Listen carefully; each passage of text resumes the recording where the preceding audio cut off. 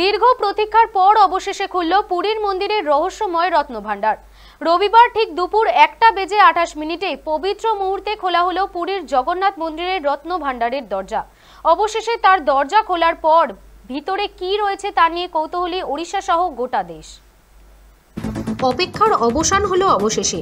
46 বছর পর রবিবার খুলল পুরীর মন্দিরের রহস্যময় রত্নভাণ্ডারের দরজা। শুভ তিথি মেনে দুপুর 1:28 পুরীর মন্দিরের ভিতরে অবস্থিত রত্নভাণ্ডারের দরজা খোলা হয়। অবশেষে তার দরজা খোলার পর ভিতরে কি রয়েছে তা নিয়ে কৌতূহলী ওড়িশা সহ গোটা দেশ। আদালতের নির্দেশের পরও বিভিন্ন টানাপোড়েনের কারণে খোলা যাচ্ছিল না পুরীর জগন্নাথ মন্দিরের রত্নভাণ্ডারের দরজা। ওড়িশা বিধানসভা নির্বাচনে জয়ী হলে পুরীর রত্নভাণ্ডার খোলার প্রতিশ্রুতি দিয়েছিল বিজেপি। সেই মতো বিজেপি সরকার গড়ার পর শুরু হয়ে যায় প্রস্তুতি। সম্প্রতি রাজ্য সরকারের তরফে জানানো হয় 14 জুলাই রত্নভাণ্ডারের দরজা খোলা হবে। রত্নভাণ্ডারের ভেতরে কি কি রয়েছে তা পরীক্ষা করার জন্য 11 জন সদস্যের একটি বিশেষ কমিটি তৈরি করা হবে। এই 11 সদস্যই রত্নভাণ্ডারের ভিতরে প্রবেশ করেন। এই 11 সদস্যের টিমে রয়েছেন ওড়িশা হাইকোর্টের প্রাক্তন বিচারপতি বিশ্বনাথ রথ, শ্রী জগন্নাথ মন্দিরের মুখ্য প্রশাসক অরবিন্দ পাধি, এএসআই সুপারিনটেন্ডেন্ট ডি.বি. গদানায়ক ও পুরীর গজপতি মহারাজার পরিবারের এক সদস্য। রত্নভাণ্ডারের চারপাশ ঘিরে ফেলা হয় সিসিটিভি ক্যামেরায়। পুরীর মন্দির সূত্রে প্রাপ্ত তথ্য অনুযায়ী রত্নভাণ্ডারের মধ্যে জগন্নাথ দেবের বৈদুর্য মণি ও নীলকান্ত মণি এবং নানান অলংকার সহ যাবতীয় মূল্যবান জিনিস রয়েছে। রত্নভাণ্ডারের বাইরের চেম্বারটি খোলা হয়। আনা হয়েছে বিশেষ বাক্স।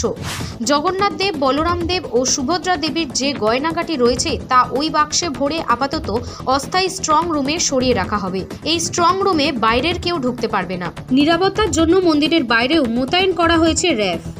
জানা গিয়েছে রবিবার শুধু রত্নভাণ্ডারের পরীক্ষা নিরীক্ষার পর সোমবার রত্নভাণ্ডারের ভেতরের কুঠুরি খোলার চেষ্টা করা হবে। তারপরই জানা যাবে রত্নভাণ্ডারের ভেতরে কি কি রয়েছে।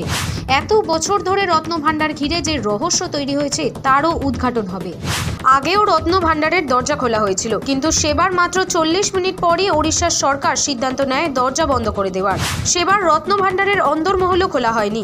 সেই হিসেবে 1978 সালে 14 জুলাইয়ের পর আর খোলা হয়নি এই দরজা। ফলে রত্নভাণ্ডারের মধ্যে কি রয়েছে তা জানতে পুরীর মন্দির চত্বরে ভিড় জমিয়েছে উৎসুক জনতা। পুরীর রত্নভাণ্ডার খোলার খবর পেয়ে উচ্ছ্বাস প্রকাশ করেছেন ওড়িশার মুখ্যমন্ত্রী মোহন মাঝি। তিনি জগন্নাথ দেবের কাছে আশীর্বাদ প্রার্থনাও করেছেন। বলেছেন যে রত্নভাণ্ডার খোলার সৎ উদ্দেশ্য সফল হবে। ব্যুরো রিপোর্ট, সময়, কলকাতা।